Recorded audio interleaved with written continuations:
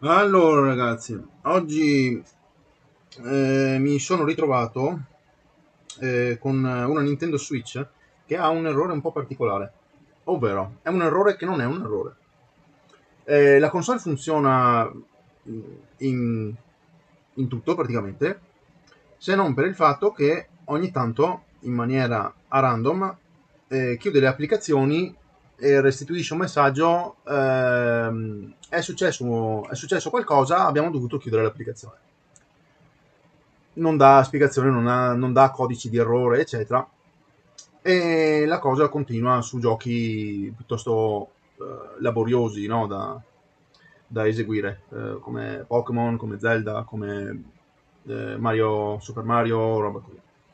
Allora, alla fine ho dovuto sostituire la scheda eh, per farla ritornare a posto quella console, quindi ho praticamente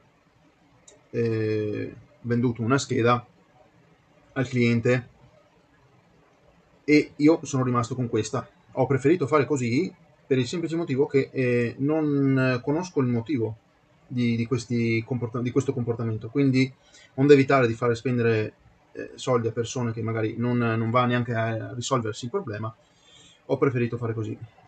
E allora adesso andiamo a provare. Io ho fatto alcuni test sulla scheda, non sembra esserci nulla, né una lettura strana o cosa, resistenza o componenti che mancano, che sembrano danneggiati, eccetera. Non c'è nulla di strano. E ho provato quindi a giocare svariati giorni di seguito, sono ormai 3 settimane che ho questa scheda qui, e, e ci sono state due occasioni in cui la console mi ha restituito un errore 2153-1540. Ora, questo codice di errore è, come si può dire, raro. Ci sono poche informazioni a riguardo, quindi eh, non si sa effettivamente che cosa possa essere dovuto. Girando un po' su internet ho trovato persone che indicavano surriscaldamento. Ho trovato persone che dicevano RAM difettose, oppure il chip audio, o addirittura può essere anche questo cipettino qua in angolino, che è quello che controlla la temperatura del processore e anche il livello della batteria, la percentuale di batteria. Quindi è molto vasta la cosa. Considerato che la console se si accende normalmente e tra virgolette funziona, io escluderei questo cipettino qua perché la ventola è regolare. Non è che la ventola poi parte all'impazzata, eccetera, che fa sembrare come se ci fosse un surriscaldamento.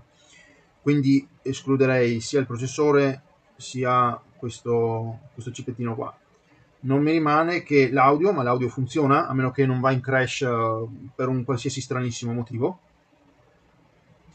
E mi rimangono le RAM. Quindi oggi vorrei tentare questa riparazione, vediamo cosa succede.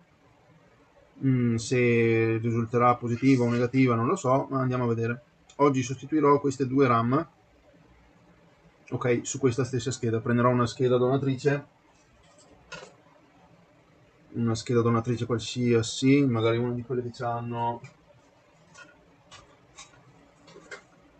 il processore staccato, o il processore, eccolo qua, il processore bruciato, che gli ho messo una X sopra io perché che è tra l'altro la stessa, HCPU 20, HCPU 20. Ok, quindi prenderò queste due RAM qua e le metterò su questi due posti qua, le sostituisco con queste due e vedremo che cosa succede.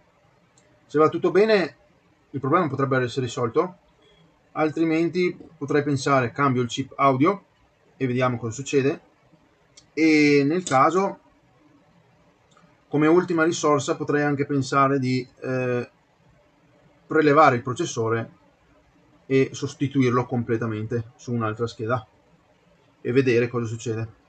Sarà un lavoro parecchio lungo, ma almeno ci darà più informazioni riguardo a questo errore che poco gira su internet.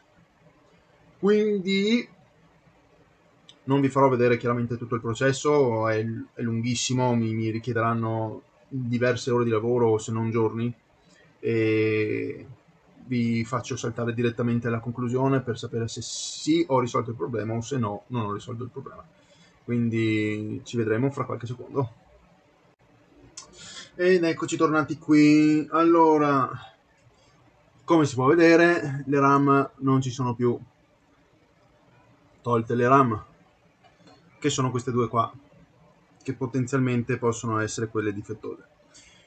Ho tolto le due RAM da qui, ed eccole qui. Gli ho rimesso le sfere di stagno, eccole qua, 0,2 mm microscopiche.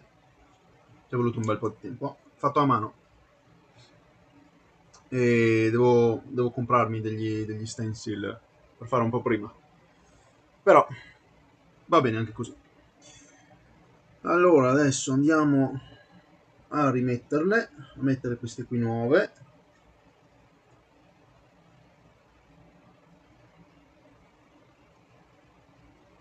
Le andiamo a posizionare.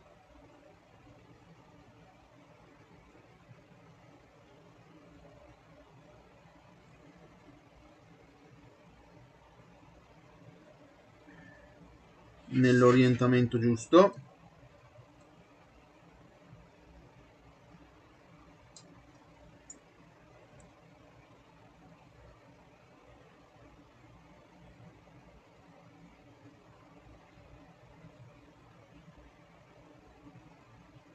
Dovremmo esserci. Ok, e adesso non facciamo altro che prendere, spostiamo la scheda, prendiamo la nostra piastra di preriscaldamento, ci mettiamo sopra la scheda e gli vado a saldare le nuove RAM. Ci vediamo tra qualche momento. Ed eccomi qua, sono tornato. Allora, le RAM sono installate, sono ancora da pulire, ma vabbè, non ha importanza. L'ho messa in un alloggiamento qualsiasi, che so che la batteria funziona, lo schermo funziona, eccetera. È molto strisciato, rigato, ma non mi importa, giusto per testare la scheda. Ora vediamo cosa succede. Si accenderà o non si accenderà? Queste RAM funzioneranno? Funzionano. Vediamo se arriva fino in fondo.